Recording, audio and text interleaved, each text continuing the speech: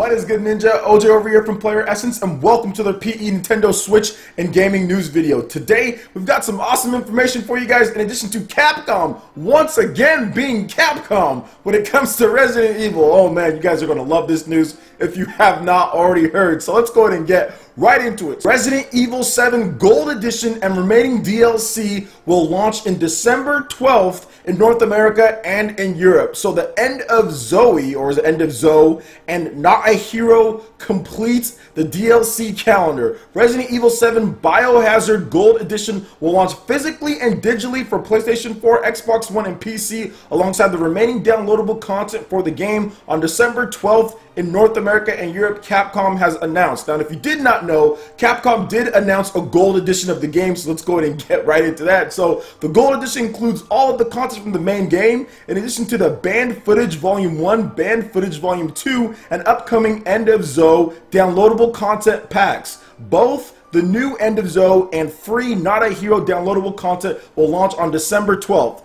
Now, End of Zoe is described as a shocking installment of the Resident Evil 7 Biohazard saga, where players discover what Zoe's fate will be, and where players will face off against new enemies and explore swamp-filled areas. Owners of the original release will be able to purchase the DLC for $14.99. Not a Hero sees the return of veteran BSAA soldier Chris Redfield and is set after the events that befallen Ethan Winters in Resident Evil 7 Biohazard, and brings a brand new experience playing as Chris to face new threats not met in the main game. Here's the description. As a member of New Umbrella, Chris and team quickly set up strategy to counter this latest threat. Will Chris once again solve the mystery of the latest outbreak and make it out of the Plantation's dungeons alive? Capcom noted that nearly all content, including End of Zoe and Not a Hero, is playable in PlayStation VR on PlayStation 4.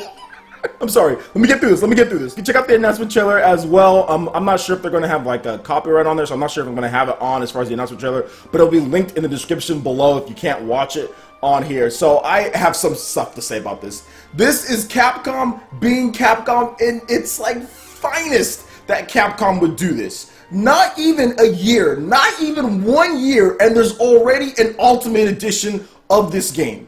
They couldn't even wait one single year before they have a Gold Edition of this game that pretty much screws over everyone who bought the game anywhere near the time of the launch.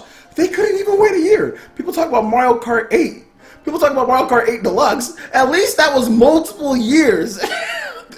This is like a few months. This is like half a year, and they're already releasing this. And the DLC was already planned like afterwards, so they didn't even put all the content that was supposed to be in the game. And the game, it's not like this game is like, oh my gosh, it's brimming, packed full of content in the first place. So you already have to buy DLC like a week later afterwards if you wanted to get the full experience or whatever the case is. But now they're doing this to where you get to play as Chris Redfield and all this other cool stuff for the standard price. But if you want it, $14.99, please.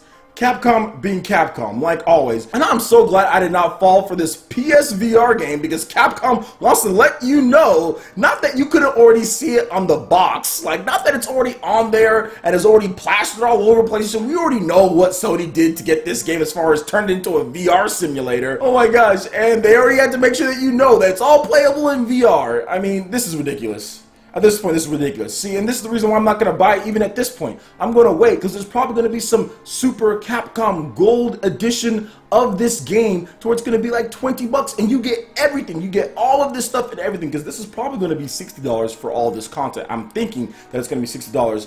You should never buy a Capcom game at launch, especially if they say, oh yeah, we're planning DLC. You should never buy one at launch, because anyone who bought in January, I mean, maybe you're happy with your purchase for $60, but I mean, come on, you could have waited. There were enough games, especially after the holiday, to where you could have waited for all of this, but this is Capcom. Capcom being Capcom, so I'm not surprised. Not surprised at all, and I just find it funny to anyone who bought that VR simulator at launch. So let me know what you guys think about this. In addition to the return of Chris Redfield, I'd love to hear your thoughts in the comment section below. Alright, and moving on to the next article here. So some data miners have found some interesting content, maybe upcoming to Splatoon soon. So it should go without saying there is going to be more content added to Splatoon, and those data miners are always on the case. Heck, since the first game, heck, since even before that, people have been data mining all sorts of games in order to find out what's coming next And guess what? We've got some more content. Now, of course, spoilers if you're into these type of things, but guys, it's Splatoon. It's a multiplayer game. I'm pretty sure you guys want to know about this stuff, so let's go ahead and get into this. Now, this was also detailed by Game Explain in a video as well. I'll have that linked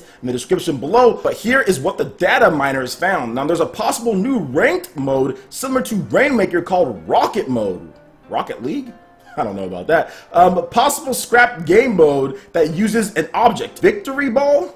Octolings being playable, but unsure if it will ever actually be implemented, and scrap special weapon called the bazooka. So not a lot of stuff that we could potentially be seeing. A lot of stuff saying scrapped and maybe and all that. Maybe there's going to be something called the rocket mode or whatever the case is. I'm not really sure. Maybe everyone uses the jetpacks and just shoot each other and you play Rainmaker that way. That would be kind of interesting for a little bit, but I don't really know, man. I mean, Splatoon, it's one of those games where there's so many different modes already. I'm still trying to learn the ropes in the current modes that are in the game. There's Rainmaker, then there's also Splat Zones. Those are already pretty cool for ranked. And then you also have Turf War, and then you have the Salmon Run, and then you have the single player. So for me, there's more than enough content to sink my teeth into. And on top of that, like, I finally started to get into playing some of the ranked modes. We played that with the Splatfest with the teams, and that was absolutely fun. I mean, we were getting bodied for a bit, but when we started working together and really putting together some strats, it was super dope. And we didn't even have Nintendo Ultra on our team. So I mean, it's gonna be cool when we actually get into that. I just need to play more so I can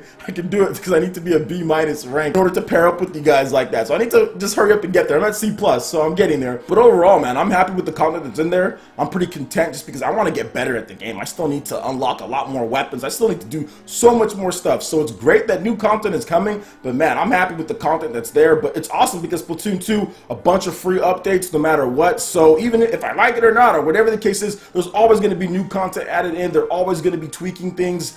And actually, we might hear some of this stuff as far as what's going on with this weekend, or at least I think this Friday. There we go. This Friday, there's supposed to be an update that's coming from the Squid Research Lab. So maybe some of this stuff comes to fruition, maybe not. We'll just have to wait and see on that one. But what do you guys think about these potential new modes or things that are going to be inside here? Maybe not. I would love to hear you guys' thoughts in the comment section below. All right, and moving on to the last article here. Sakamoto reflects on the original Metroid's development and has wanted to make a 2D Metroid game for the past 4 to 5 years. So Metroid producer Yoshito Sakamoto's involvement with the series goes all the way back to the original game. He wasn't initially assigned to the project, but that has all changed when the team encountered some issues during the later stages of development. Now, speaking with Game Informer, here's what Sakamoto had to say on the first Metroid game's creation. Quote, "My boss told me that the Metroid team was having a very hard time, and as someone who had experience on building video game projects, could I go and somehow help this game progress to release? In short, I was forcefully asked to participate." By his tone, I really smelled danger, and as I joined the project and looked around, I realized that the release date was right around the corner, but the project had nothing there.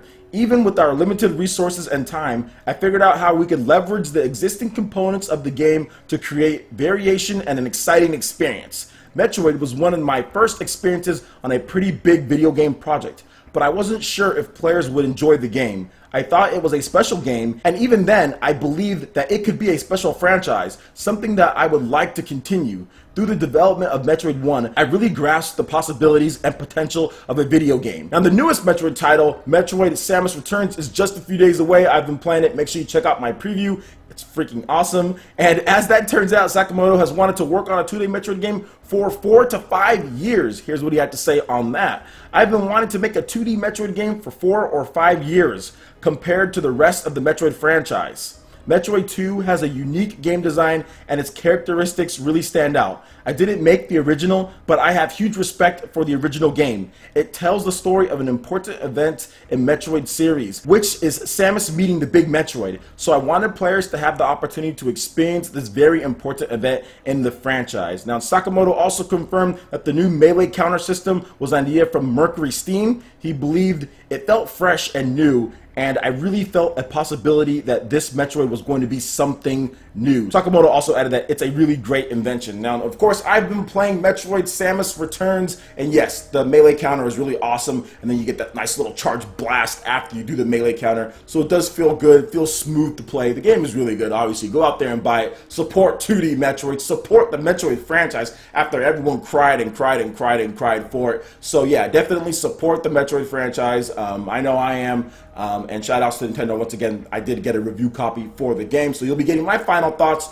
once I can post that. Now let's talk a little bit about what he said about the original Metroid, because I thought that was very interesting. Limited time, limited resources, release date right there, the pressure is on. When that pressure is there, the true clutch players come through, man. He's coming through like Michael Jordan against the Boston Celtics in the playoffs, or against the Cavaliers, Jordan in the 80s, man, coming through with those clutch shots, man. So yeah, I definitely think that Sakamoto, that's tough. That's a tough situation to go into, but he had the fortitude, he had the perseverance to kind of get in, right the ship, and make a game that was truly revolutionary. Now, when me and my brother played this game back in the day, I was really young, so it was hard for me to really get through it, but my brother was not. So he was able to get through, and it was just so awesome. I was fascinated by all the different enemies and just the music and everything about the game. And then when you finally saw the ending, it's like, oh wow, you're a girl, that's cool. You know what I'm saying? So it was just so different from what you played back then, whether it was the late 80s or the early 90s. It was just a different game. And even into the 90s, people were still playing Metroid. So when Super Metroid came out, you guys know I was like, ooh man, I gotta play this game, just because we've been playing the original Metroid for years on end, you know, and we didn't play the Game Boy Metroid, or at least I know I played it, but not really. I think I played it one time like at school or something like that. So for us, it was a long way. Me and my brother, it was a long way to play that new Super Metroid game, or to play a new Metroid game in general.